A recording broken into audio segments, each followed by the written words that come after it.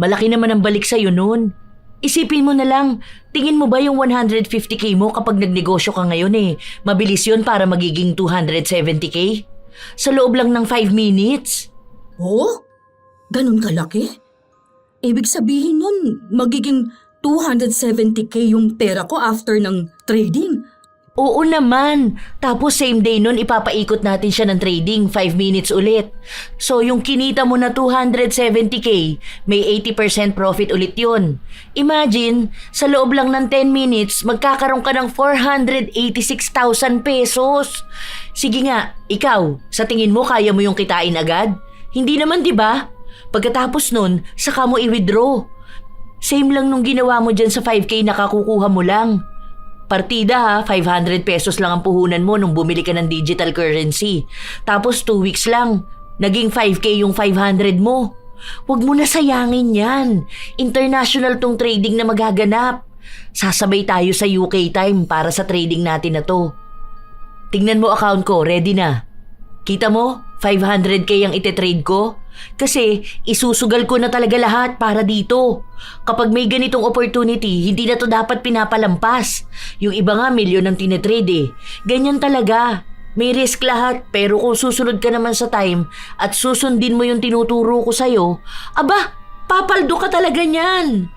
Patunayan mo ngayon sa asawa mo na mali siya sa mga sinasabi niya tungkol sa'yo. Ipakita mo yung makukuha mo rito sa trading na to. Aba, sa almost 500k marami ka na dong mabibili, no? Tunay naman na hindi lahat ng napapanood at naririnig na sinasabi ng ibang tao ay totoo. Madalas maraming nauuto kapag maganda ang pananalita ng isa. Ganon si Judeline. Kahit na anong nakikita o naririnig niyang maganda ay pinaniniwalaan niya. Kahit na magtalo sila ng asawa niya, hindi niya ito pinakikinggan. Ito rin ang dahilan ng kaparusahan niya. Makikita niya kaya ang tama sa panloloko o magiging utu-utu na lang siya habang buhay. Oh, ano naman yan? Bakit parang ang asim? Ano yung pinaglalagay mo na naman sa gilid-gilid ng bahay? Ano to? Pantanggal ng mga alikabok. O kaya yung mga hindi nating nakikita sa hangin. Para safe yung baga natin, ganun. Kasi may mga hindi tayo nakikita sa hangin na nalalanghap natin Saan mo na naman nakita yan? Sa TikTok. Ay nakita ko yan doon sa isang sikat sa TikTok ha. Ilalagay lang daw ito sa gilid ng bahay. Kung pwede nga raw bawat sulok talaga meron ito. Kaso konti lang pala yung nabili ko. Sa susunod yung malaki na lang bibilhin ko para mas marami akong malalagyan. Suka lang yan, bumili ka pa sa TikTok? Ang baho ng bahay natin! Ganyan lang daw talaga muna yan. Mabaho yan ngayon kasi maraming germs sa hangin ang nililinis niyan.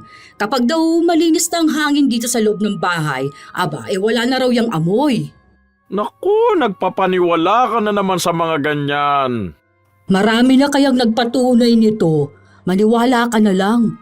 Para din naman to sa atin. Sa susunod, bibilhan ko rin si Mika para gamitin nila sa bahay nila. Naku, lalo na yun sila na may mga maliliit silang anak para hindi magkasakit. Magkano naman ang bili mo dyan? 999 tong 100 ml 999 para sa suka? Ano ka ba naman, Judeline? Ilang araw na sahod ko yan Nascam ka na naman. Kung ano-ano na naman kasing pinapanood mo niyan sa TikTok Di ba ang sabi ko sa'yo, i-uninstall mo na yan. Wala naman yang kwenta Nag-aaksaya ka lang ng oras. Hindi nga kasi yan normal na suka lang. Ano ka ba? Naglilinis yan ng hangin. Kung sana bumili ka na lang nung ano ba yon? Yung gano'n na nasa bahay ni na Edlin?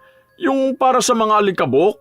Kesa yan, suka ganyang kamahal? Aba, kung hindi ba naman pumaldo yung nagbenta sa'yo niyan? Magkano lang suka sa palengke tapos papaniwalain niya lang ang mga utu-utong matatanda gaya mo, bibili na.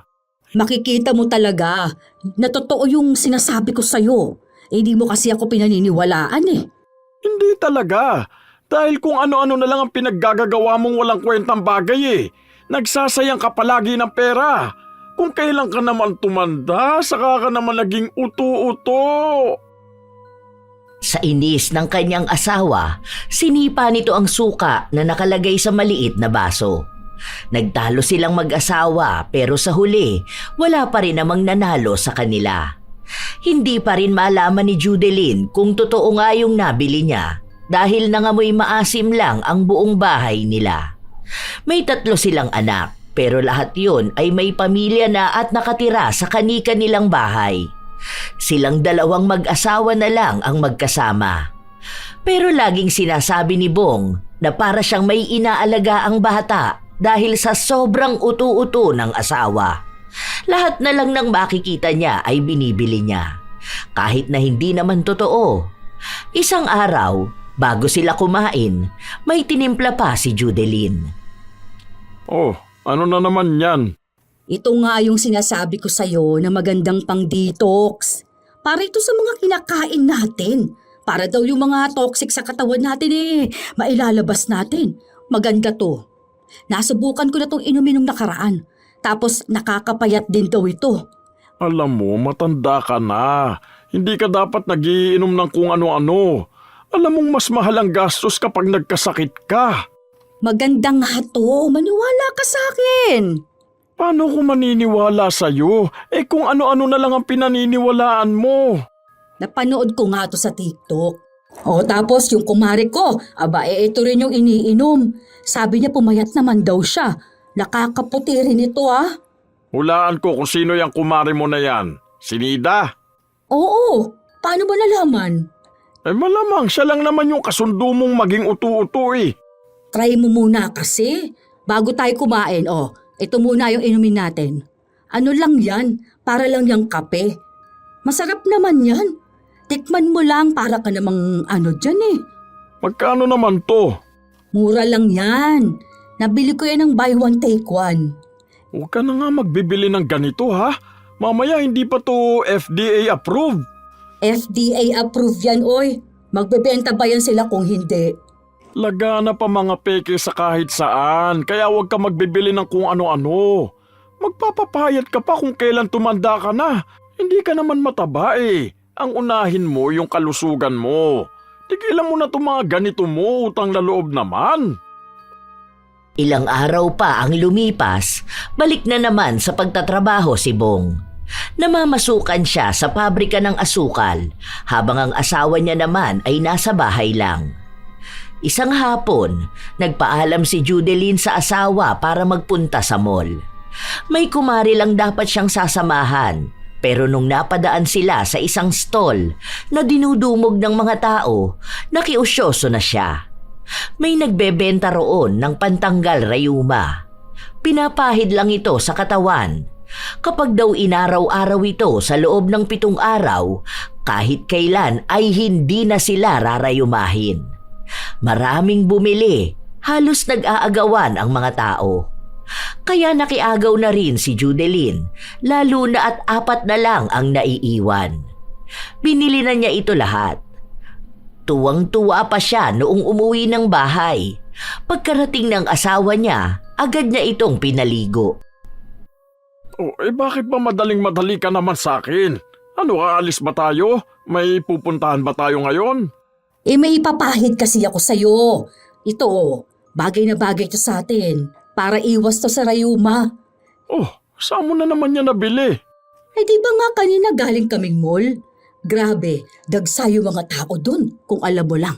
4 na lang yung natira kaya binili ko na. Nagpapaniwala ka na naman sa mga ganyan. Tingin mo ba hindi to pagkakaguluhan ng mga tao kung hindi naman pala totoo?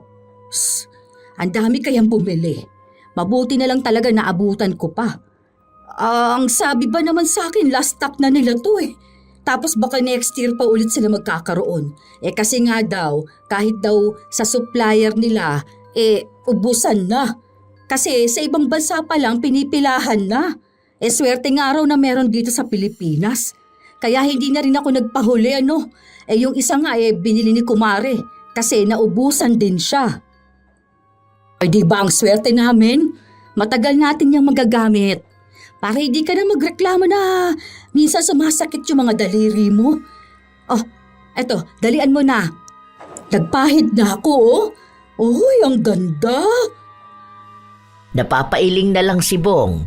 Hindi niya mapagsabihan ng asawa dahil maging siya ay nananawa na rito. Isang linggo nilang sinubukan yon, pero mas malala pa ang naging rayumang napagdaanan ni Judeline. Oh, hindi ka na makababa dyan sa hagdan. Akala ko ba maganda yung nabili mong pangtanggal ng rayuma? Kamu habang buhay hindi nararayumahin. Galing pang ibang bansa yun, sabi mo. Baka mali kasi yung paggamit natin. Ikaw kasi, hindi ka naniniwala. Ay, ako pa pala ngayon na may kasalanan yan. Ikaw ang nagpapaniwala sa mga scam nila eh. Nakita mo kahapon galing tayong mall, ang dami pa pala niyan. Magkano ulit bili mo? 499 isa. Nakita mo na, 499 isa? Tapos nakita ko sa grocery yan, 199 lang. Hindi naman pang rayuma yan eh. Parang ano lang yan, yung ganun sa kating ko. Ay naku, kailan ka kaya matatauhan yan? Yung hindi ka na magpapadala sa mga sabi-sabi ng iba. Yung hindi porket marami silang kasabwat na sinasabing bumibili ng gamit nila, makikisabay ka rin. Ay, teka naman. Huwag ka naman magmadali dyan, hoy. Eh kung bakit naman kasi dito pa sa baba napili niya ni na Benny na magtayo ng bahay. Ang hirap kayang umakyat at bumaba ng hagdan. Hindi naman ako nahihirapan. Tara na, humawa ka na lang sa akin. Baka sa susunod niyan, makakita ka na naman ng life hacks para hindi mahirapan bumaba at umakyat ng hagdan, ha? Tinatawanan na lamang ni Bong ang kanyang asawa. Ilang araw pa ang lumipas, malapit nang sumapit ang Chinese New Year. Kaya laganap na naman ang mga nagbebenta ng mga pampaswerte. Bilang madaling maniwala si Judeline, siya ang nauunang mauto ng kung ano-ano. May pera sila dahil nagpapadala ang mga anak niya at ang asawa niya ay may trabaho. Meron din silang pag-aari na paupahan kaya kada buwan ay may pera silang nakukuha. May ipon din sila kaya kahit na anong gustuhin ng ginang, nabibili niya. Walang pasok si Bong kaya inaaya niya ang asawa na magpunta ng mall. Dito na lang tayo sa bahay. Hindi ka ba nananawa sa kalalabas? Matulog na lang tayo, inaantok ako eh. Panay ka na lang antok. Mamaya na. Maghahapon na rin naman oh. Baka hindi ka na yan makatulog mamayang gabi. Ano ba kasing gagawin natin sa mall? Meron kasi dong mga yung mga mabibili na pampaswerte. Pang fresh start ba? May gusto nga akong bilhin yung sa feng shui oil. Oh, tapos na ang New Year ah. Chinese New Year nga. Ay bakit? Chinese ka ba? Hindi, pero naniniwala ako dun. Ay, tara na kasi. Ay, sige na nga, ako na lang palang pupunta. Ay, bahala ka dyan. Kung ano-ano na naman yung pinaniniwalaan mo. Sa mall dapat bibili si Judeline, pero may nadaanan siyang mga kababaihan na nagbebenta lang sa gilid ng kalsada. Doon siya lumapit. Marami sila. Kung ano-ano na lang din ang mga ibinebenta. Bilang gusto ni Judeline na swertihin lalo ang bahay nila, binili niya lahat ng klase ng pampaswerte. May mga figura, meron ding sinusuot. Kaya nung umuwi siya, nagtalo na naman sila ng kanyang asawa. Huwag ka na kasing maging pampamalas Ayan ka na naman eh. Anong pampamalas? Alam mo kung sinong sinwerte? Yung mga pinagbilan mo. Ilang libo na gastos mo dyan yung maliit na rabbit na yan. Eh malamang year of the rabbit ngayon. Kaya nga yan ang binili ko para tuloy-tuloy ang pasok ng swerte sa bahay natin. May binili pa nga akong bracelet para sa atin eh. O tapos ito sa mga anak natin, saka mga apo natin. Eh para lahat tayo sabay-sabay na papasukan ng swerte. Naniniwala naman ako sa ganito, ano ka ba? Huwag ka lang maging negative kasi kinukontra nun ng biyaya. Hindi ako negative na tao. Ang inaano ko lang dito, ito mismong gastos mo. Pwede naman sana yan kung isa lang binili mo. Naniniwala ka sa sinasabi nilang kapag binili mo lahat yan, seswertihin ka. Di ba swerte kapag isa lang? Ang sabi sa akin ito ba? Alam mo itong magnet sa ref. Bale, nag-a-attract daw ito ng swerte sa pagkain. Ganun. Hindi mawawala ng laman ng ref natin. Itong bracelet naman, protection naman to. Para Alam mo yung lagi tayong healthy, ganun. Tapos ito namang ibang display para maka-attract ng swerte. Oh, ito sa pinto natin. Para papasok ang swerte. Oo, nauna na nga sinwerte yung mga pinagbilan mo eh. Laking kita nila dyan. Hindi ko na tatanungin kung magkano yan. Alam ko na kung anong halaga yung nawala sa atin. Babalik naman din yun. Sabi mo eh, wala naman na akong magagawa dahil nandyan naman na yan. Bahala ka na lang. Hindi, kasi ano to, di ba yung sa mga birthday natin, tugma talaga siya. Pati sa zodiac sign natin, naniniwala talaga ako kasi talagang ang galing. Alam niya rin yung mga hilig natin, ganun. Parang nasasabi niya nga rin kung ano yung mga paparating sa atin eh. Basta, ang galing. Hindi na lang siya kinibo ng kanyang asawa. Pinabayaan na lang siya sa kung anong gusto niyang gawin. May bago na naman nga siyang napanood at tungkol naman sa pag-aayos ng bahay nila. Kaya kahit nabiglaan, pinaayos niya ang kusina at sala nila. Nagpalagay siya ng kung ano-ano. Pinagtalunan na naman nila yon ng kanyang asawa, pero sa huli, wala pa rin namang nagawa si Bong. Hindi naman ganon si Judeline noon. Kailan lang siya nagpapaniwala sa mga nababasa, napapanood at sinasabi sa kanya ng mga kakilala niya. Isang araw, may dumating na naman na binili si Judeline. Oh, ano na naman yan? Bakit may rebulto ka na naman? Pampaswerte to. Hindi pa ba sapat yung binili mo nung nakaraan? Ilang pampaswerte ba kailangan mo? Napanood ko kasi to. Simula raw nung binili nila, sunod-sunod na raw yung dating ng pera sa kanila. Unang bili nila, may unexpected money raw talaga. Walang unexpected money. Lahat ng pera na dumarating sa atin, pinaghihirapan natin yun. Kung hindi, bigay ng mga anak natin dahil sa trabaho. Kung hindi naman, galing sa negosyo natin. Hindi pwede yung asa na lang ng asa sa mga pampaswerte. Hindi ka bumibili ng swerte. Baka yan pa maging dahilan para malasin ang buhay natin. Dami ko ring nabasa sa review nila na swerte nga talaga. Alam mo naman ako. Oo, alam ko naman ikaw. Utu-utu ka ng sobra. Naiinis naman ako. Para din naman sa ating ito, yung swerte ko naman, hindi naman sa pansarili ko lang. Para kapag sobrang swerte ko na magbabahagi naman ako sa ibang tao. Gusto ko rin namang makatulong sa kanila, Alam mo, hindi naman kita pinipigilan kung gusto mo maging swerte. Kung gusto mong bumili ng pampaswerte. Ang inaano ko sa'yo, hindi dapat lahat ng nakikita mo binibili mo. Ano ngayon kung swerte sa kanila? Hindi naman porket swerte sa kanila swerte na rin sa'yo, di ba? May mga bagay na para sa kanila na hindi para sa'yo. Katulad yung mga pinagbibili mo noong nakaraan. Ang mahal nun. Tapos napanood mo na hindi naman bagay sa zodiac sign mo. Anong ginawa mo? Tinapon mo? Tapos ngayon bumili ka na naman ng bago. Hindi lahat ng pampaswerte talagang swerte. May pampaswerte na inaayon sa'yo, sa buhay mo, sa kabuhayan mo, sa kung ano-ano pang zodiac na yan. Huwag ka magpapaniwala agad sa nakikita at nababasa mo lang. Nagsasayang ka lang talaga ng pera Hindi, iba na to talaga. Tingnan mo, ramdam ko talaga na magkakaroon na ako ng maraming pera. Yayaman na tayo. As in yung super yaman na tayo kasi sobrang swerte na natin.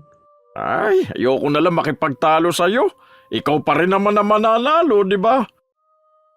Ilang araw na ang lumipas, nagkandamalas-malas sila sa bahay. Hindi mawari kung alin ang dahilan sa mga pinagbibili ni Judeline. Umabot kasi sa punto na muntikan silang masunugan dahil may ginawa si Judeline. May pinalitan siya sa gasol nila na nakita at nabili niya lang din sa online. Iwas sunog nga raw yun, pero naging dahilan pa para masunog ang kusina nila. Mabuti na lang talaga at naagapan agad. Hindi lang yon, dahil nagkasakit din si Bong sa binili niyang panghalo sa niluluto nila araw-araw. Ay, ang sakit pa rin ng tiyan ko. Hanggang kailan ba ako ganito? May napanood ako, bale, ano raw yan? Maglalagay ng sibuyas sa tiyan. Ano na naman yan? Tigilan mo na nga ako dyan. Kung hindi lang dahil doon sa binili mo, hindi ako magkakaganito eh. Muntikan pa ako malason at mamatay. Hindi naman kasi ganun yung napanood ko. Bali ano yun eh.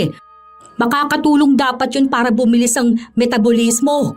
Lalo na sa atin na ganito nagkakaedad na. Baka makatulong para mapabilis ang buhay. Na-ospital pa ako dahil doon. Sabi ko naman sa'yo, huwag ka basta bibili, di ba? Hinahalo mo pa sa pagkain natin. Mamamatay talaga tayo niyan eh. Maganda yung review na nabasa ko. 12,000 nga yung bumili nun. Kita ko talaga. Aba, nagbasa naman ako. Asan? Patingin nga ako. Oo, ayan tingnan mo nga. Mga peke naman yan na tao eh. Di ba yan ang sinasabi ng anak natin? Huwag tayo basta maniniwala sa reviews. Kasi yung iba makikita naman na peke. Yung sila-sila lang ang bumibili para marami kunwari ang bumili. Tignan mo nga, post ba yan ng totoong tao? Mukhang robot eh. Tunay nakahanga-hanga. Napakaganda at tunay na nakapanggagamot ng sakit. Nagdadala ng tunay na ginhawa sa publikong bumibili ng kagamitan na ito. Hindi na kailangan ng iba. Tapat ito sa kalusugan. Oh, nakita mo na. Mukha silang robot. Hindi naman dapat ganyan. Hoy, malay ko ba? Hindi na ako bibili niyan. Doon na lang sa isa. Hindi. Wala ka nang bibilhin na kahit na ano. Tama na yan. Alisin mo na yung mga online shopping na yan. Hindi pa rin tumigil si Judeline. Kahit na pinag-aawayan nila yung mag-asawa, ayaw niya pa ring huminto. Dahil naniniwala naman siyang may magandang dulot yung mga nabibili niya. Hindi naman daw yun irerekomenda ng mga taong napapanood niya kung hindi maganda. Isang araw, biglang may nagpadala ng mensahe sa kanya. Uy, ayos to. Nanalo raw ako ng relo galing sa Japan. Magkano to? Nasa 30,000 pesos ang presyo. Wow, ang galing naman. Pero magbabayad daw muna ako para sa shipping fee. Magkano lang ba to? Nasa 390 lang pala ang shipping fee nun mula sa Japan. Sige. Gusto ko to. Nagpadala siya ng pera para makuha ang libre niyang relo. Sobrang saya niya pang ikinuwento yon sa kanyang asawa. Bakit ka naman mananalo ng relo? Saan ka ba sumali? Wala naman ako sinalihan. Wala kang sinalihan pero nanalo ka? Kalukuhan na naman.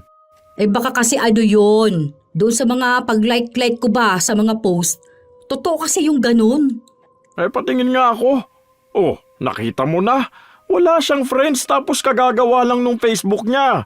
Magkasing edad lang naman tayo eh. Bakit parang mas alam ko pa? Yung turo ng mga anak natin, hindi mo naman kasi iniintindi. Alam mo naman na mas alam nila yung mga ganyan eh. Sana kasi pinakita mo muna sa mga bata. Nanalo na nga ako, hindi ka pa masaya sa akin. Magkanong halaga ng relo na yun Nasa 30K yun Galing pa yun ng Japan. Ibig sabihin lang nun tunay, branded, original. Tapos nagbigay ka ng 390. Ayun na nga, na-scam ka na. Ganyan yung nangyari nung nakaraan, di ba? Bumili ka ng mystery box ba yun? Tapos wala ka naman natanggap. Pero nagbayad ka ng 1K. Hayaan mo na yun. Tapos na yun. Iba naman to ngayon Naku, tigilan mo ko. Kaya ang dali mo mas kami. Ang bilis mong maniwala sa kanila. Kung hindi ka nga naman talaga uto-uto, no? Ilang buwan na ang lumipas, walang natatanggap na relo si Judeline. Nag-chat siya sa nagsabing nanalo siya at sinabi sa kanya na nasa bodega pa. Kung gusto niya raw na madaliin ang pagpapadala sa kanya ng relo, magbayad daw ulit siya ng 500. Ibabalik na lang daw yon sa oras na dumating sa kanya ang relo. Ni hindi man lang siya nagdalawang isip. Nagbigay siya ng pera pero wala siyang natanggap. Hanggang sa nawala na lang ang may-ari ng account. Anong petsa na? Saan ba manggagaling yung relo mo? Sa Mars? Hayaan mo na kasi yun. Di ba? Naniwala ka na sa akin ngayon na scam ka talaga. Ang kulit mo rin kasi. Tigilan mo na yan, ha? Huwag ka nang magpapaniwala sa kung kani-kanino. Baka ano lang yun, nasira o kaya kinuha ng mga rider. May mga magnanakaw kasi na rider alam mo ba? O may nabasa nga ako, bumili siyang cellphone, tapos pinalitan daw nung rider ng tissue, aba. Nandamay na naman kayo na ibang tao. Mga kapwa mo inututo eh. Wala talagang darating sa'yo. Paano? Scammer yun. Bukas pala, may pupuntahan kami ni Maring Miriam. Oh, saan na naman kayo pupunta? Meron daw yung parang sa negosyo na seminar. Sana naman yan. Ano negosyo yan? Baka katulad yan ng binili mong sabon last year ha? Yung nagbigay ka ng 14K tapos binigyan ka lang ng ilang piraso ng sabon. Tapos ang pangako sa inyo after 2 months magkakaroon kayo ng sports car. Hindi, iba na to. Kasi talaga may item na ibibigay sa amin.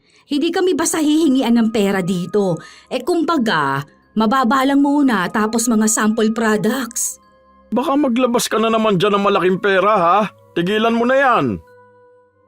Kinabukasan, umalis nga si Judeline kasama ang kanyang kumare. Karamihan sa mga nagpunta ay mga babae na may edad na. Kung susumahin ay mga ina na nais umahon sa buhay at magkaroon ng pagkakakitaan. Maayos ang naging simula. Walang hinihingi na kahit na magkano sa kanila.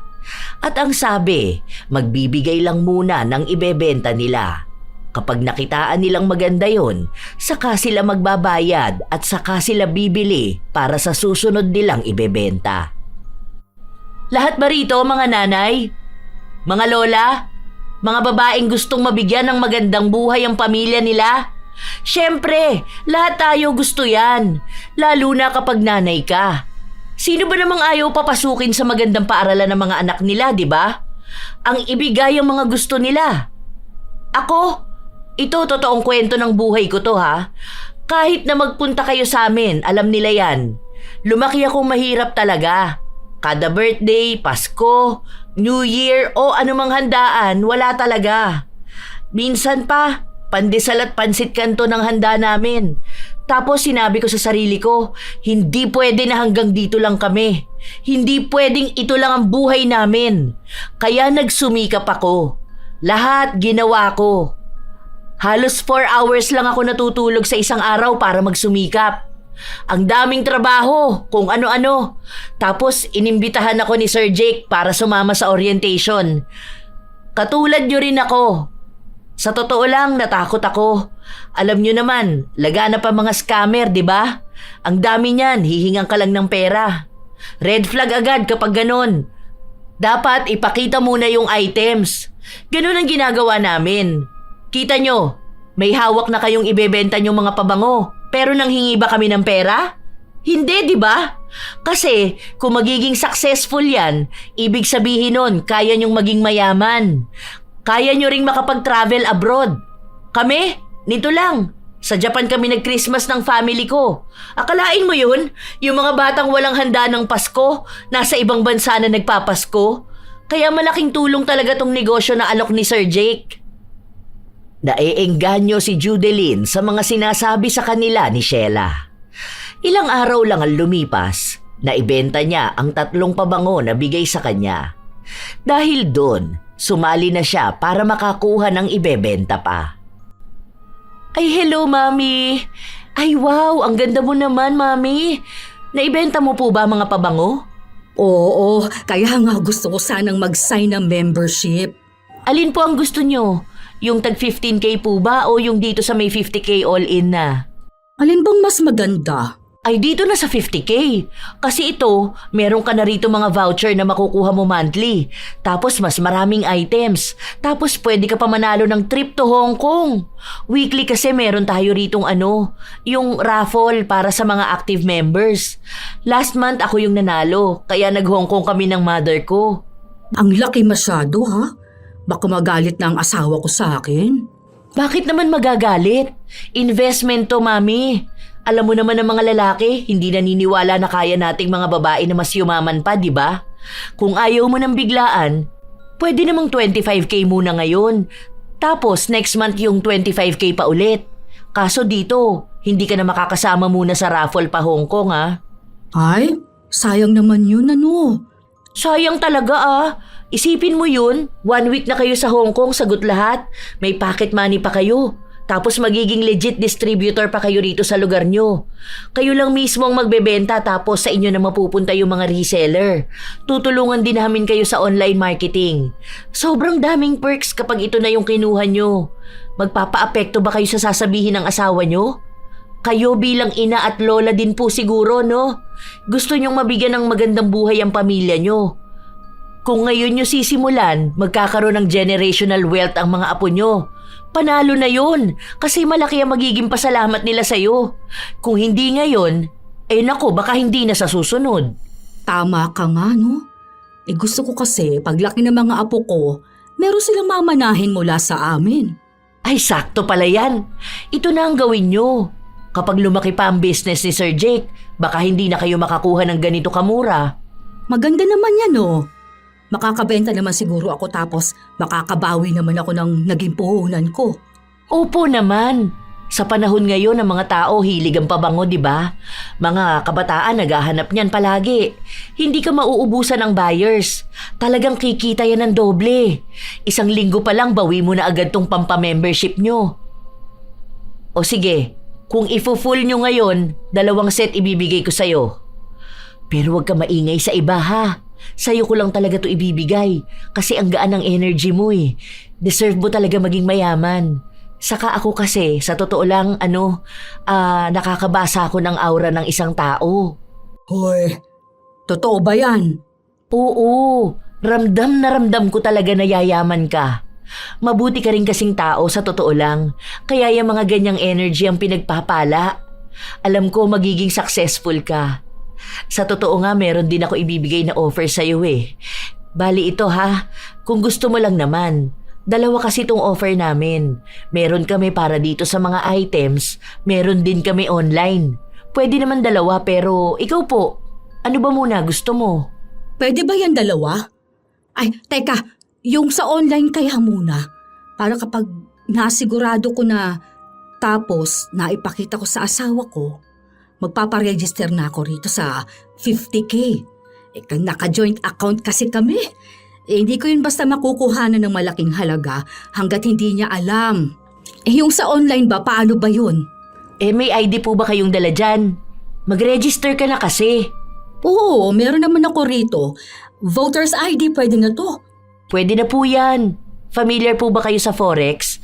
Yung mga node transaction, ganun? Hindi. Ngayon ko lang yan narinig. Bali ano po ito? Investment. Ay, ayan ba yung naririnig ko na parang Bitcoin ba yun? Scam daw yan, sabi nila. Naku, hindi yan totoo. Ilang taon na ang Bitcoin, Mami. Pero hindi Bitcoin yun. Gagamitin lang natin yun pang convert ng pera. Kumbaga, bibili ka lang ng virtual currency. Yun kasi ang gagamitin nyo. Pero dito, kapag nag-register ka ngayon, magkakaroon ka ng free na 100 pesos. Yun ang gagamitin natin para maging 200 pesos. Tapos, pwede nyo na agad yun ma-withdraw. Then, kapag node transaction pa ulit, sasabihan kita tapos sendan kita ng free 100 pesos pa. Para yun ang gagamitin natin mag-trade. Tapos, dodoble kita mo dun. Pero kayo, kung gusto nyo magdagdag pa, pwede naman. Kikita yung pera mo doon ng 20% to 50%. Depende sa ititrade mo. Saka depende sa ganda ng data. Ay, nalilito ako. Basta instant money. Kung may 100 ka kapag mataas ang data, magiging 200 yan. Paano kung mas malaki pa, di ba? Talaga ba? Oh, ang ganda niya na. Ay, try ko nga rin. Paano ba yan? O sige, halika. Mag-register ka rito. Tapos download ka ng bibilan mo ng crypto. Ayan, dyan. Register ka muna dyan. May isisend ako sa yung link. May Telegram app ka ba? Gawa ka na rin. Doon ako magsisend sa'yo ng link. Saka a-update kita kung may node transaction na tayo. Para alam mo kung kailan at anong oras ang trading. Nadala ng mga salita si Judeline. Sinabi rin sa kanya ni Sheila na wag na lang muna niyang sasabihin sa kanyang asawa ang plano niyang yun. Baka raw kasi kontrahin lang siya ay malasin pa. Hindi rin naman daw dapat agad pinapaalam sa iba ang mga hakbang na ginagawa nila. Nagsimula lang sa 100, 200 hanggang sa umabot na ng 1,000. Noong may 5,000 ng kinita si Judeline, sinubukan niya yung kunin. Nakuha niya naman lahat, kaya tuwang-tuwa siya. Ilang araw pa, nakipagkita ulit siya kay Sheila. Nakakatuwa naman yung sinabi mo sa akin na yun. Akalain mo yun, yung 500 ko naging 5K. Ay grabe, hindi ako makapaniwala na totoo pala yun. Kaya naman pala ang daming taong nawuwili sa ganun ano? Sabi ko sa'yo ayaw mo pa kasing maniwala sa akin nung una. Eto pa, next week may mas malaking trading. Kaso ewan ko sa'yo kung bet mo ba. Kasi bibihira lang tong ganito. Kasi last na may ganito kalaking no transaction, siguro mga 10 years ago. Oh, paano naman yun? Magkano ba? Mga 500 ulit? Pwede na?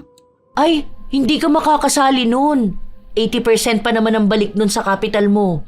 Kaso malaki kasi ang kailangan na pera Limited lang din yun. Kung hindi ka makakapaglagay sa account mo, malamang yan hindi ka makakasali. Next 10 years ka na lang ulit niyan. Ang tagal naman nun. Ilang taon na ako nun na. Oh, kaya ngayon mo na lang gawin. Okay lang yan, makakahabol ka pa naman. Bigyan kitang slot. Magkano naman kaya kailangan sa ganun? Mga nasa 150K. Oh, ang laki naman nun. Malaki naman ang balik sa'yo nun. Isipin mo na lang, tingin mo ba yung 150K mo kapag nagnegosyo ka ngayon mabilis yun para magiging 270K? Sa loob lang ng 5 minutes. Oh? Ganun kalaki? Ibig sabihin nun, magiging 270K yung pera ko after ng trading.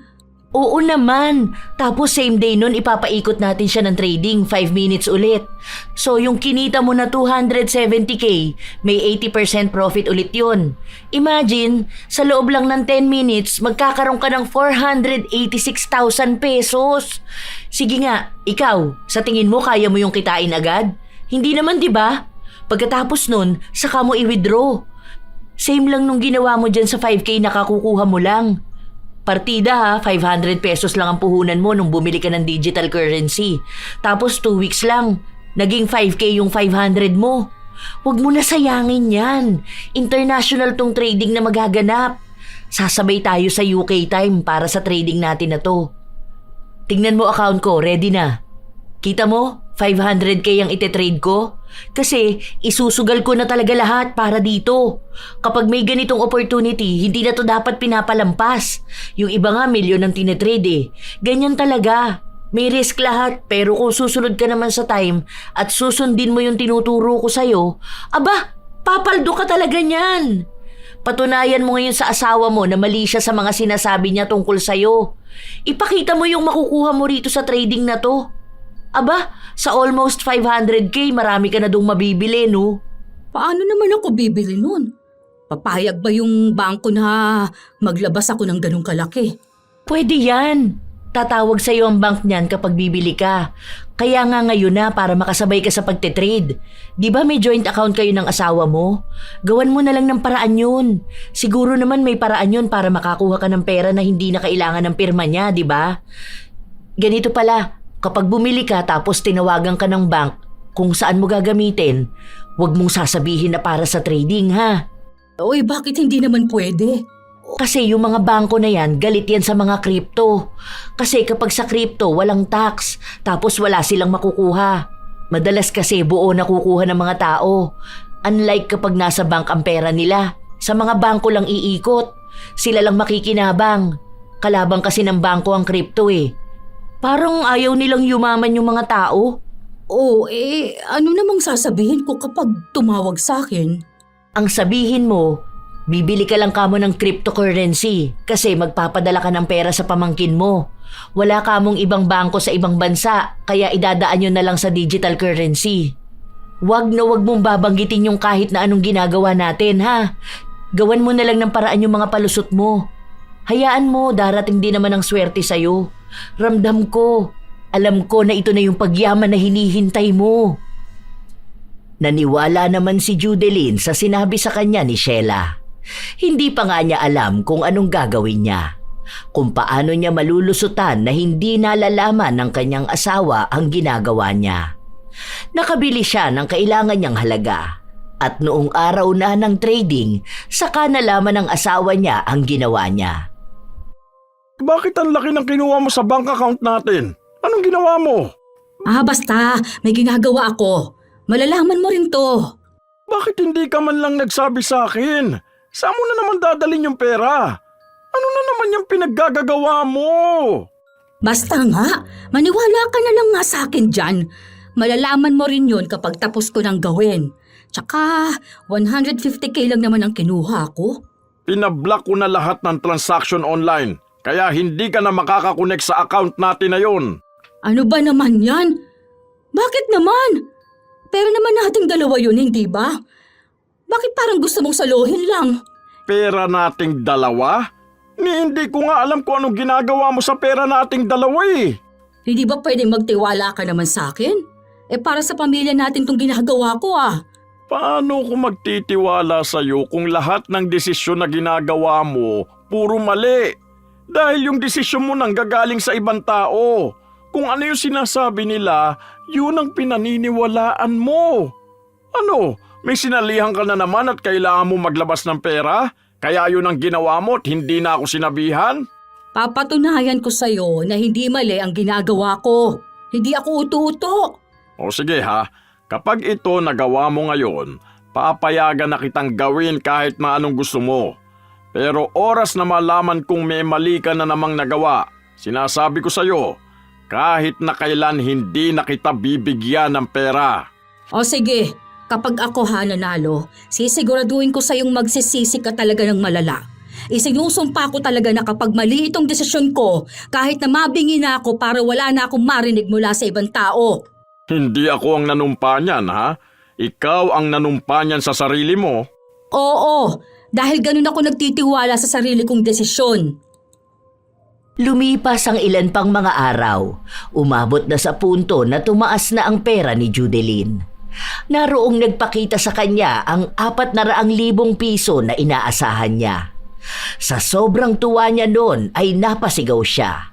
Nasa sala ang asawa niya kaya nataranta itong napapunta sa kwarto. Oh, ano nangyayari? Ay, tignan mo. O, diba? Sabi ko naman sa'yo, totoo itong ginagawa ko. Nakita mo na. O, talo ka. Nakakagulat ka naman. Akala ko kung ano naman nangyari sa'yo. Ano ba kasi yan? Dito ko dinala yung 150k. Hindi ko siya pinunta lang sa kung saan. O, kumita tayo. 400k plus na itong pera natin, Walang easy money. Ano ba yan? Sa investment nga ito. Natutuwa ako dahil may nakilala akong tao na magpapayaman na sa atin. Aba, hoy, hindi biro to ha. Sa susunod nga, kapag may transaction ulit, try ko na yung buong ipon natin ha. Isasagad ko na, pati yung iniipon natin para sa mga apo natin. Lahat-lahat na. Ako pinaglololoko mo na naman ako sa mga ganyan mo eh. Buti na lang 140k lang ang nakuha mo. Huwag mo naman napakialaman pati yung sa mga bata. Maawa ka naman. Oh, hindi ka pa rin ba naniniwala sa akin?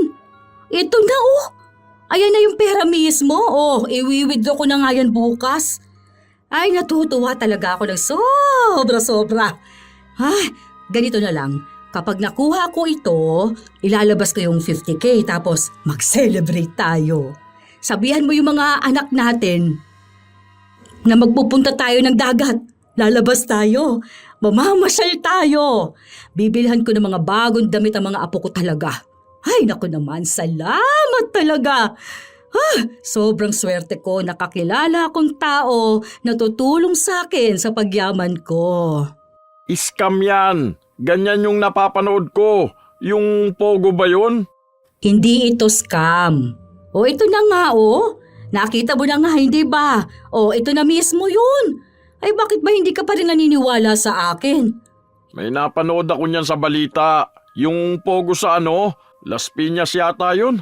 Teka, napanood ko yung kanina lang eh. Yung na-raid nila ng mga scam-scam. Ito yun Tignan mo, sa Las Piñas, Hong Tai. Scam hub yan. Naku, baka dyan ka nakasali niyan. Sayang ang 150K. Ano ba yan? Ngayon lang talaga mismo tong balita na to. Oh. Kinabahan na si Judeline pero ayaw niyang magkaroon ng negatibong pag-iisip. Hanggang sa tinawagan niya si Sheila para mapanatag siya. Sumagot naman ito sa kanya. Ipinaliwanag na bukas daw ay pwede na niyang makuha ang pera niya. Kaya sinabi niya sa asawa niyang totoo si Sheila at yung pera nila. Maaga pa ngang nagising si Judeline kinabukasan dahil atat na siyang makuha ang pera. Pero nung ilalabas na niya sa account niya, sinabi na nakablock siya. Kaya tinawagan niya agad si Sheila. Hindi ko alam. Sinunod ko lang naman yung sinabi mo sa akin. Wala na yung pera dito, oh. Pero nakalagay siya sa frozen. Sure ka ba dyan na wala kang ibang pinindot? Tama naman yung address na ginawa mong pang-withdraw. Oo, tama naman to. Ano kasi to yung doon ko kinuha sa isang app. Ganun sa turo mo sa akin. O sige, ganito. Pumunta ka sa customer service. Diyan lang yun sa gilid. Basahin mo, customer service. Chat mo sila. Tanong mo bakit hindi mo mailabas yung pera mo. Tapos tawagan mo ako kung anong sasabihin nila sa'yo, ha? O wait lang ha, may aasikasuhin lang ako. Kasi ako nakapaglabas na ako ngayon lang mismo eh. Ayan oh, ang bilis ng transaction. Sinubukan ni Judeline ang sinabi ni Sheila. Nakausap naman niya ang customer service at sinabi sa kanya na kailangan muna niyang patunayan na siya ang may-ari ng account. Nagpadala siya ng kanyang ID at iba pang hinihingi. Sumunod naman nun ay ang pera na kailangan niyang ipasok bilang tanda na siya nga ang may-ari ng account. Tinawagan niya agad si Sheila. Oh, ganito ba talaga to? Bakit nung una ko namang kuha wala namang ganito? Kailangan ko rin magbigay ng 50K muna. Parang deposit para hindi na ma-frozen yung account ko tapos makukuha ko yung 50K kasama ng pera ko. Teka, tama ba to?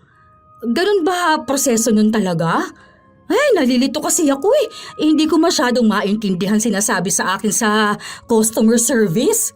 Oo, tama yan. Ganyan pala nangyari sa'yo. Ganyan din pala sa akin noon nung lumagpas ako ng 100K. Pero isang beses lang naman nilang hihingin niyang ganyan. Nagbigay ka ba ng ID mo? Kailangan mo rin yun. 2 valid ID madalas hinihingi sa ganyan eh. Kasi sa akin noon 2 rin. Oo, pero kasi kailangan pa rin ng pera. Wala naman akong pera eh. Wala naman akong sariling pera na ganun kalaki. Hawak ko rito yung sakto lang.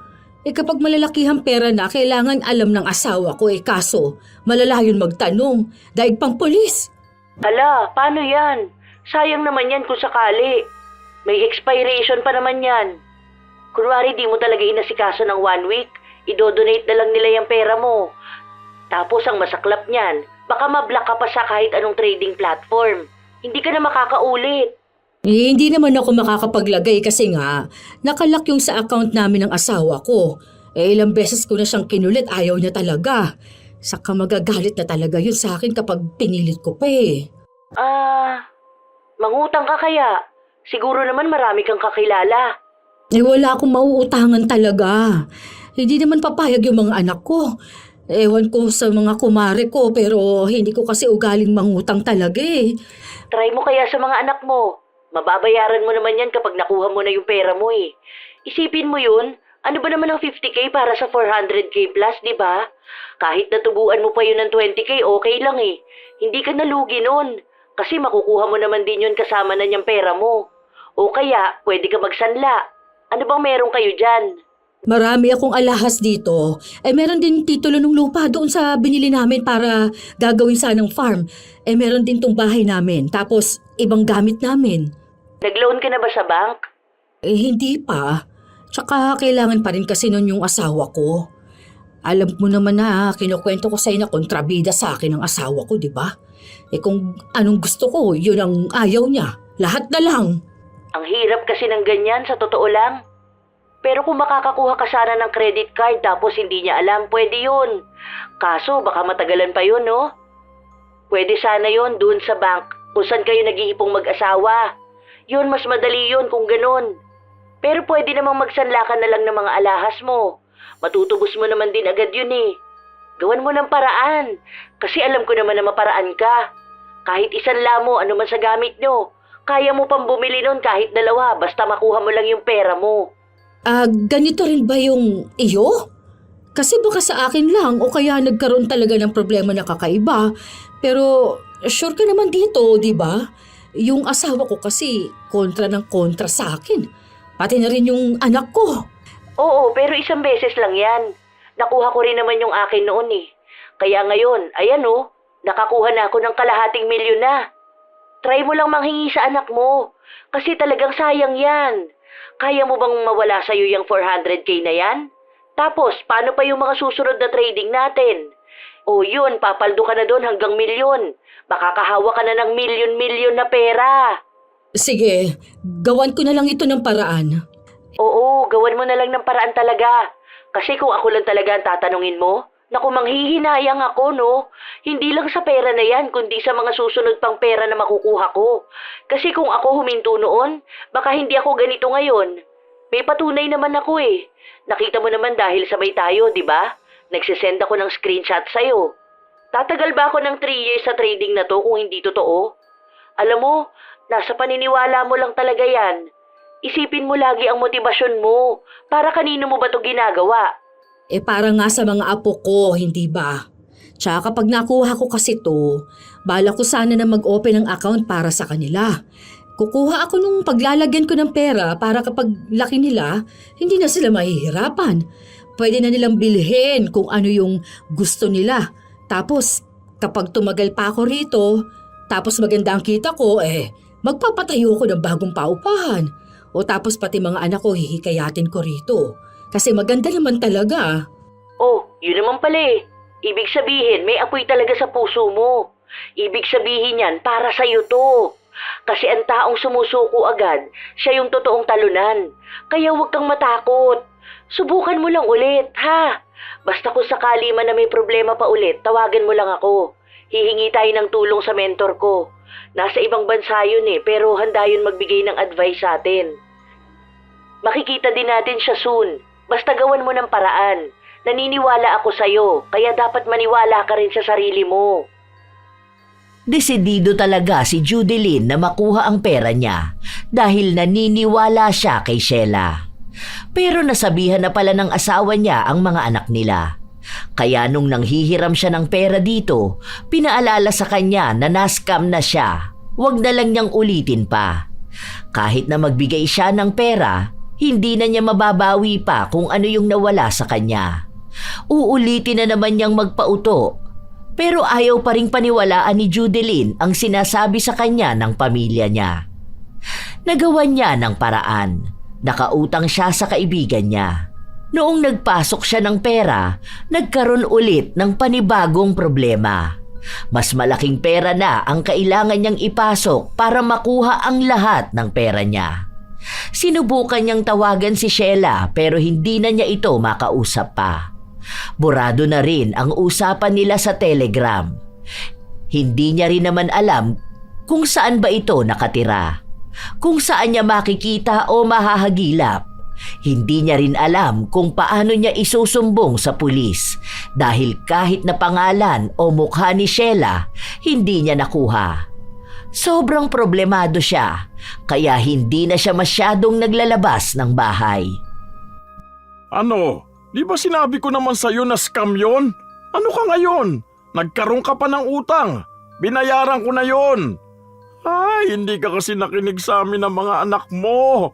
Pinaliwanag na pala sa'yo yung mangyayari, mas pinaniwalaan mo pa rin yung ibang tao. 200k yung na-scam sa'yo. Ang laking halaga nun. Hindi yun biro. Saan mo ngayon yun babawiin? Kailangan pang iparenovate yung paupahan. Sayang naman yung 500k ko dun. Kunin pa rin natin. Try lang natin. Sige na, last na talaga to. Kailangan natin yun eh. Malaking pera din yun ah. Malaking maitutulong nun sa atin. Anong try natin? Hindi na. Tama na to. Wala na tayong pagkukunan ng pera. Ano? Gusto mo pa rin isugal yung 100k natin para dyan sa kalukuhan mong yan? Tapos hihingi na naman ng pera sa'yo? Tapos anong gagawin mo? Magbibigay ka na naman? Tama na. Walang easy money. Huwag ka kasing nagpapauto sa mga naririnig at nababasa mo. Matuto ka naman mag-analisa ng mga bagay-bagay. Maging wais ka naman tulad noon. Hindi ka naman ganyan dati ah. Ewan ko kailan nagsimula na maging malalayang pagiging utu-utu mo.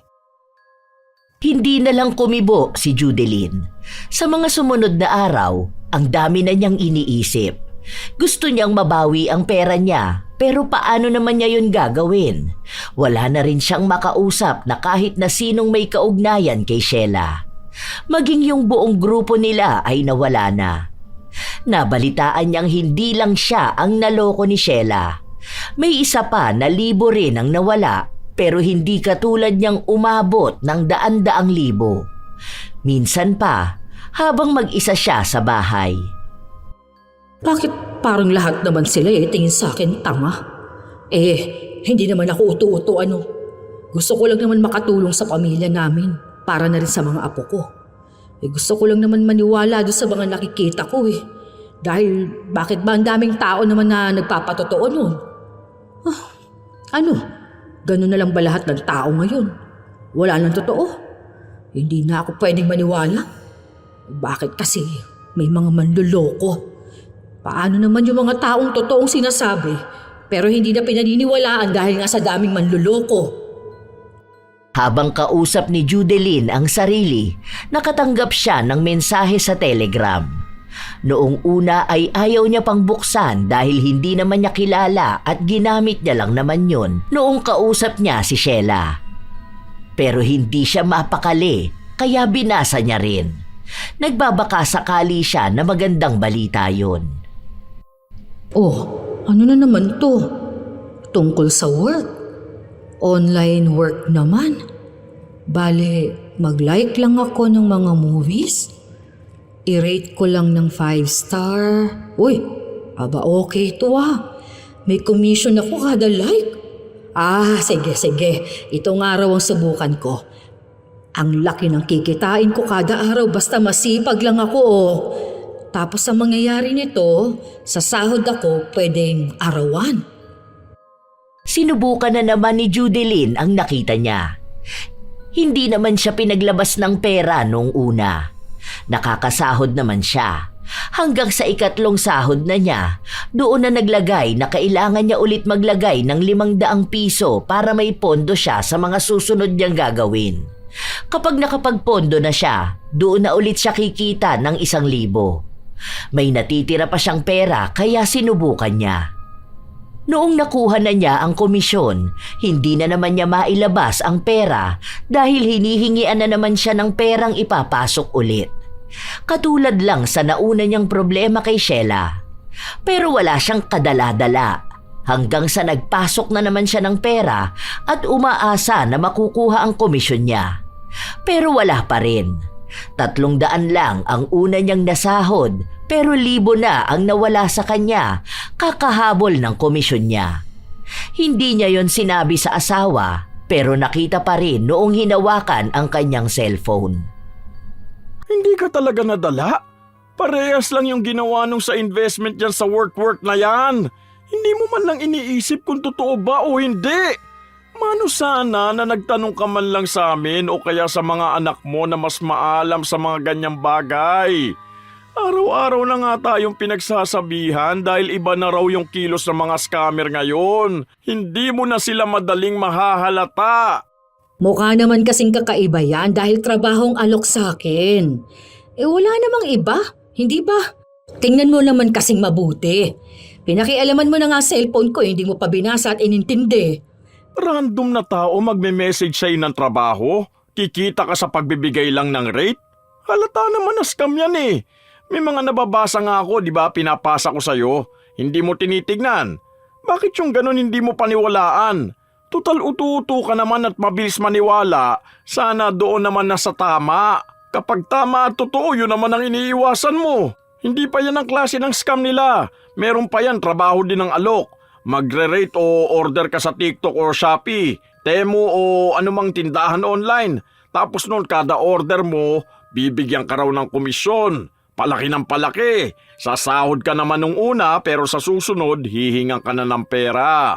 Yung 500 muna ipapasok mo, tapos lalaki na yon, dagdag komisyon mo. Ang ending, na-scam ka na. Laganap nga yan ngayon eh. Naglipa na ang mga scammer. Ganyan nangyari dun sa katrabaho ko na naghahanap ng part-time job eh. Ang nangyari sa kanya, na-scam lang din. Kung ano-anong offer nila online. Minsan pa nga meron niyang mga work from home job, tapos scam lang pala. Sa trabaho na papasukin mo, part-time man yan o online, kapag hiningaan ka ng pera para makasahod, scam yan. Kaya ka nga naghahanap ng trabaho para ikaw ang bigyan ng pera. Hindi sila ang bibigyan mo. Iba-iba na ang gawain ng mga scammer ngayon. Kaya sabi ko mag-ingat ka eh. Ang tigas ng ulo mo. Gusto ko lang naman sana magkaroon ng trabaho para naman makatulong ako sa inyo. Alam niyo naman na lahat ng ginagawa ko eh. Gusto ko yung malaki ang may tutulong sa pamilya natin. Hindi ba? Kayo lang naman ang iniisip ko eh. Tapos gusto ko ring patunayan na lahat naman ng pinaniniwalaan at ginagawa ko totoo. Gusto mo makatulong? Dagdag pa nga yan sa problema eh. Kita mo ngayon, imbis na may pambili tayo ng grocery, hindi na naman tayo nakabili. Ang hirap pa nito, paano kung hindi ko pa kinontrol? Ano na lang mangyayari? Baka wala na talaga kahit magkano. Tapos ano na ang susunod? Kapag pwedeng isang latong bahay yun ang gagawin mo? Kapag sinabi sa'yo na magbigay ka ng titulo ng bahay, gagawin niyang mansyon, ano, magbibigay ka? Huwag mo na lang akong pagalitan. Paanong hindi kita pagagalitan? Mali na nga ginagawa mo tapos iniisip mo pa rin na tama yun. Gusto mo pa rin paniwalaan ang sarili mo saka yung mga nababasa mo. Magtingin-tingin ka nga dyan. Makikita mo talaga yan na ang daming na-scam. Madalas na target ng scammer yung mga katulad mong ganyan, ututo. Yung silaw na silaw sa pera saka hindi makatotohanan na pangako. Kasi nga gusto kong mabawi yung nawala sa akin dahil kay Sheila. Oh, bakit naninigaw ka na? Hindi ako nakikipagtalo sa'yo. Pinagsasabihan lang kita. Hinaan mo nga yung boses mo, nakakaya sa mga kapitbahay.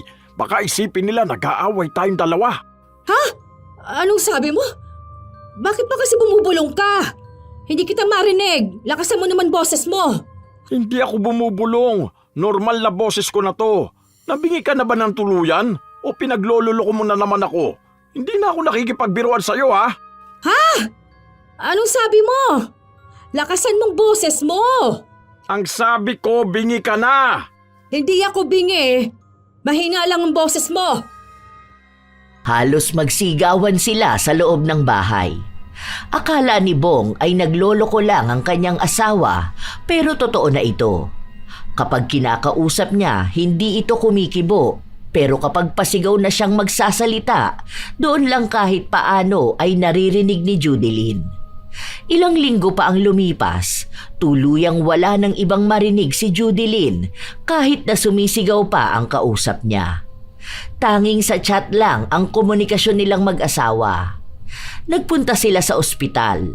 May mga nirekomenda sa kanilang dapat gawin, pero kahit na ganon, wala pa ring nangyayari sa kalagayan ni Judeline. Nako, kaya yan ang nangyayari sa'yo para hindi ka na makarinig ng mga panloloko. Kahit na manood ka pa online, hindi mo gaanong maintindihan dahil hindi mo naririnig. Maliban na lang kung may mababasa ka. Hindi kumibo si Judeline dahil hindi niya naririnig ang asawa. Sinenyasan niya pa nga ito na magsulat na lang para mabasa niya ang gusto niyang sabihin. Pero hindi ito ginawa ni Bong. Umiling pa nga siya habang nakatingin sa asawa. May awa siyang nararamdaman, pero tila ba binibigyan lang din ng parusa si Judeline para matuto ito sa mga pagkakamaling nagawa niya. Ayan, isumpa mo pa talaga ang sarili mo. Alam mo na nga na masama yung ganon, sinabi mo pa rin. Kapag tama kasi at makakabuti sa'yo, hindi mo pinaniniwalaan. Tapos kapag sinabi ng iba, kahit na hindi mo kilala, yun ang paniniwalaan mo. Ay, teka nga, baka nakakarinig ka na. Subukan natin. Sinubukan ni Bong na sigawan sa bandang tenga ang asawa pero wala talaga itong naririnig. Minsan pa, Ang kwento ni Judilyn, ang naririnig niya lang ay ugong na masakit sa tenga. Dahil doon, hindi na talaga siya lumalabas ng bahay. Wala na siyang nakikilala na kung sino-sino. Kahit na pinapanood niya yung mga vlogger na nag-eengganyo sa kanyang bumili ng kung ano-ano, hindi niya marinig ang mga panloloko nila. Hanggang sa sumapit na ang bagong taon para harapin ang 2024. May naririnig ka na ba? Alam mo naman na wala akong naririnig salita ng salita. Teka, may boses ba ako? Malakas ba ako magsalita, ha? Ay, ang sakit sa tenga. Anong sabi mo? Ay, i-chat mo na lang kaya ako. Hindi na sila masyadong nag-uusap mag-asawa hanggang sa ipinakita ni Judilyn ang napanood niya. May ipinapatak daw sa tenga para matanggal ang pagkabingi ng isang tao. Kaya nag-chat sa kanya ang asawa niya. Teka, paano ko ba ito sasabihin? Hindi ka ba nadadala sa nangyayari sa'yo? Hindi yan simpleng problema lang sa pandinig. Ang problema niyan, yung mga paniniwala mong wala sa lugar. Kaya ka nagkakasakit dahil dyan sa ginagawa mong pagiging utu-utu mo. Kaya tumigil ka na. Hindi ka gagaling dyan. Alam mo kung saan ka gagaling. Magbago ka at manampalataya ka. Hindi ka gagamutin ng mga trending na napapanood mo. Gumawa ka ng paraan na para sa'yo. Mag-isip ka ng mabuti. Hindi yung nagpapadala ka sa mga taong... Ang haba naman niyang sinusulat mo. Teka lang ha. Ang lakas ng boses mo, ang sakit sa tenga. Maghintay ka naman. Basta wag kang magpapaniwala sa mga nakikita mo at napapanood o naririnig. Matagal pang binasa ni Judilyn ang pinadala sa kanya ng asawa niya pero hindi pa rin siya natauhan. Bumili siya ng pinapatak sa tenga. Pero walang nangyayari. Sa halip ay nanakit lang ang tenga niya at ang kanyang ulo. Nung nagpunta sila sa doktor, sinabi na naging sensitibo lalo ang pandinig niya. Lalo pat may kemikal ang pinapatak na yon na hindi makakabuti sa isang tao. Doon lang siya kahit na paano ay natauhan.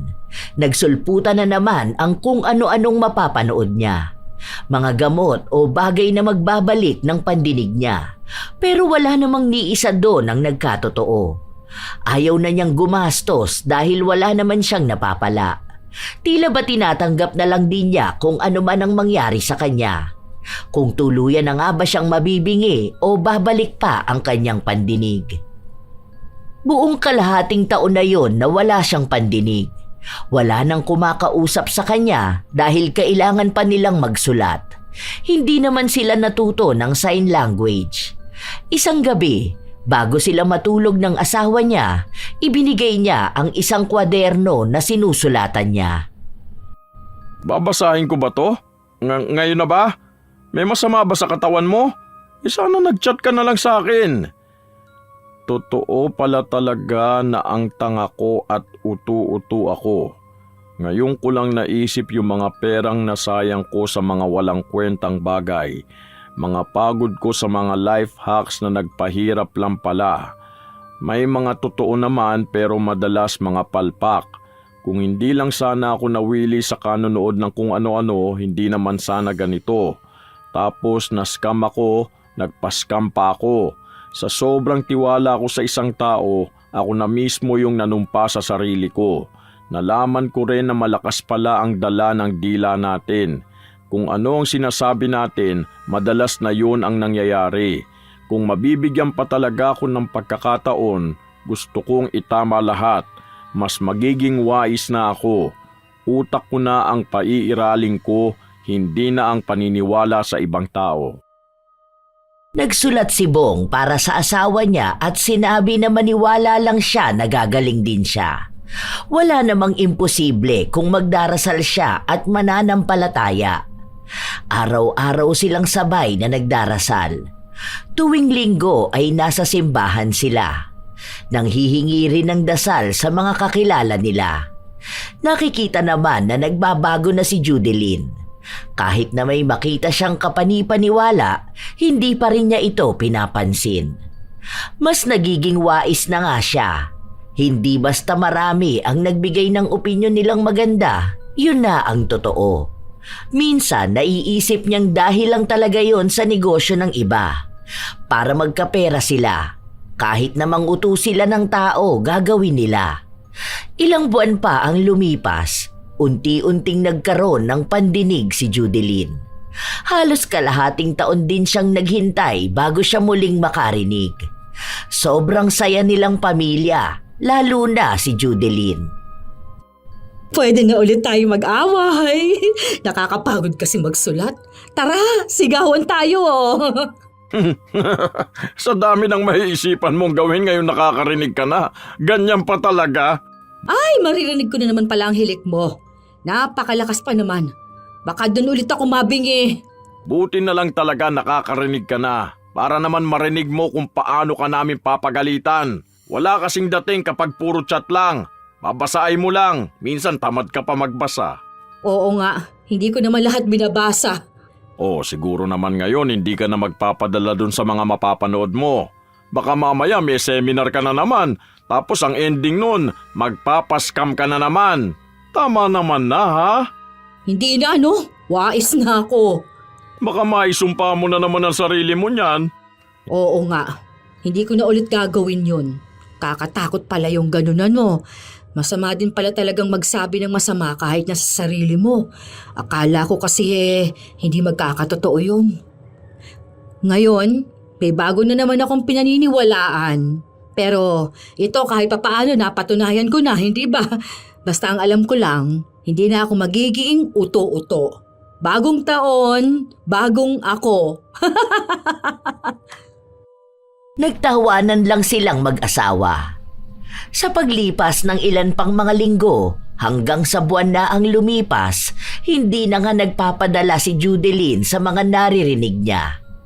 Kung dati ay madali lang siyang mauto at masilaw sa mga kwento ng iba, hindi na siya ganon. Wala na siyang balita tungkol kay Sheila. Pero iniisip na lang niya na darating din naman ang araw na pagbabayaran ni Sheila ang pagkakamaling nagawa niya. Kung marami siyang nalokong tao, ibig sabihin lang nun, may karma rin na darating sa kanya. May mga nagpapadala pa rin ng mensahe kay Judeline. Nag-aalok ng trabaho o kaya ay pagkakakitaan pero hindi na siya naniniwala doon. Kahit na mga taong sinasabi na nanalo siya sa kung saan tapos kailangan niyang maglabas ng pera, hindi na siya nagpapauto pa. Malaki na ang ipinagbago niya. May mga tukso, pero mas malinaw pa rin sa kanya ang aral na natutunan niya. Isang hapon, naabutan niya ang asawa na tawang-tawa sa pinapanood nito. Ano yung pinapanood mo?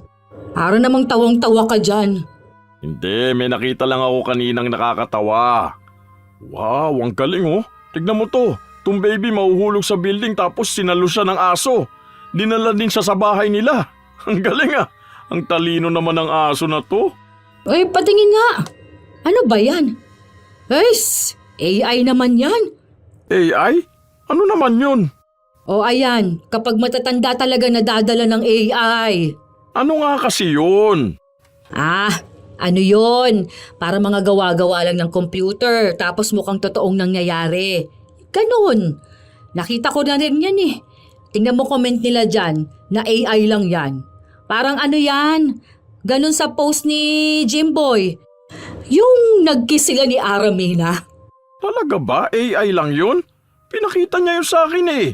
Sabi niya nakita niya raw si Aramina tapos bigla siyang kinis kasi nga birthday niya raw. Sabi ko pa nga na ang swerte niya naman. Ibig sabihin, hindi yun totoo? Hindi. Kita mo na. Ikaw rin pala uto-uto ka dyan. Mahirap na kasi sa AI ngayon. Nagagawa na lahat. Kaya ang hirap na rin maniwala. Mukha na kasing totoo ano. Paano ba yung AI na yun? Sige nga, gawan mo nga ako yung mag-kiss naman kami ni Ina Raimundo. Ina Raimundo ka dyan. Gusto mo hindi AI? O itong suntok ko sa'yo totoo to, hindi to AI. Dali na, try lang naman. Turuan mo lang ako para naman alam ko kung paano gagawin yun. O sige, si Sunshine Cruz na lang pala. Ay, tigilan mo ako. Masusuntok talaga kita dyan. Kinukulit ni Bong ang kanyang asawa. Tuwang-tuwa naman siya na naiinis niya ito. Naging maayos naman ang nangyari sa kanilang dalawa. Minsan lang talaga parang natutokso si Judeline pero mas malakas naman na ang laban niya. Natuto na rin siyang tingnan kung tunay o peke ba ang nakikita niya. Dahil sa panahon ngayon, ang dami ng pwedeng baguhin ng teknolohiya.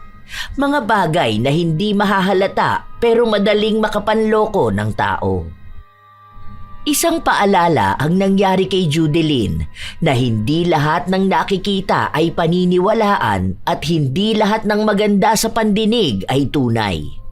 Minsan, hindi naman maiiwasan na may taong naloloko dahil may mga magagaling din namang manloloko. May mga naniniwala agad dahil ang daming nagpapatunay. May totoo naman din pero doble ingat pa rin dahil mahirap na ang maniwala sa panahon ngayon. Mahalagang maging mapanuri sa lahat ng impormasyon, mensahe at pangako. Huwag basta-basta maniwala sa sinasabi ng iba, lalo na kung sobrang maganda o nakakaakit ang ipinapangako. Humanap muna ng garantisadong ebidensya bago magdesisyon. Hindi masama ang magtiwala, ngunit mas mahalaga ang maging maingat. Ang pagiging utu-uto ay hindi tanda ng kahinaan, ngunit mas mahalaga ang maging maingat. Ang pagiging utu-uto ay hindi tanda ng kahinaan. Ito ay paalala na dapat ay palaging may kaalaman at pag-iingat.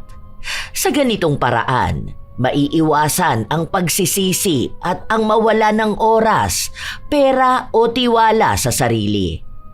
Tandaan na ang mundo ay puno ng impormasyon, matuto tayong suriin ang lahat. Hindi dahil kailangan mo, yun na ang gagawin mo. Dahil sa pangangailangan mo humuhugot ang mga taong manloloko at mapagsamantala. Uso pa naman din ngayon mga apo ang pagpapalaganap ng maling impormasyon at paggamit ng mga peking kaalaman para paniwalaan ang nakararami.